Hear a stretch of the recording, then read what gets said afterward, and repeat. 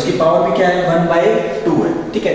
इसको अगर मैं फर्दर सोल्व करूं तो फर्दर इसको सोल्व करता हूं तो ये आ जाएगा m की पावर 1/2, ठीक है, l की पावर 1/2 और t की पावर -1, ठीक है। और यहाँ पर अगर मैं देखूं तो ये आएगा m की पावर 1/2 और ये हो जाएगा l की पावर -1/2 और यहाँ पर आएगा कुछ भी नहीं, ठीक है। तो ये बचा हमारा, ठीक है। अब यहाँ पर अगर मैं ले तो देखो ये होता है m1/2 m1/2, ये हमारा क्या हो गया, कैंसिल हो गया, ठीक है। ये l की पावर ऊपर चली गई हमारी, ठीक है। l की पावर अगर मैं ऊपर जा रहा हूँ तो t की पावर ये बचा l की पावर 1 और t की पावर -1, ठीक है। मास पर यूनिट लेंथ, मास पर यूनिट लेंथ ये हो गया m l की पावर -1, ठीक है। और ये पावर थी हमारी 1/2, तो ये हो गया m की पावर 1/2 और l की पावर -1/2। तो देखो ये हमारा आया l की पावर 1 और t की पावर -1। तो देखो फ्रीक्वेंसी की टर्म्स में जो आ रहा है, फ्रीक्वेंसी की टर्म्स में आ रहा है हमारे पास t इनवर्स, ठीक है। और राइट हैंड साइड के टर्म्स में आ रहा है ये हमारा, यानी कि l की पावर 1 और t की पावर -1। तो देखो लेफ्ट हैंड साइड जो है वो हमारी राइट हैंड साइड के इक्वल नहीं है, ठीक है। तो ये हमारा जो फॉर्मूला है वो डायमेंशनली करेक्ट नहीं है, ठीक है। एक बार दोबारा चेक कर लेते हैं कि डायमेंशनली करेक्ट है यानी टेंशन का हमारे पास होता है mLT-2, फोर्स का फॉर्मूला यही होता है, ठीक है। और म्यू मास डेंसिटी हमारी होती है फोर्स पर यूनिट, मास पर यूनिट लेंथ। तो मास के लिए हम m यूज करते हैं और ये लेंथ के लिए हो जाएगी हमारी, ठीक है। तो मास पर यूनिट लेंथ ये हमारी हो जाएगी l की पावर -1 और ये -1 क्या हो जाएगा, l की पावर -1/2, ऊपर जाके क्या हो जाएगा ये। तो ये हमारा डायमेंशनली करेक्ट नहीं है, ठीक है, ठीक है। तो ये हमारा क्या आ गया, चेक हो गया, ठीक है।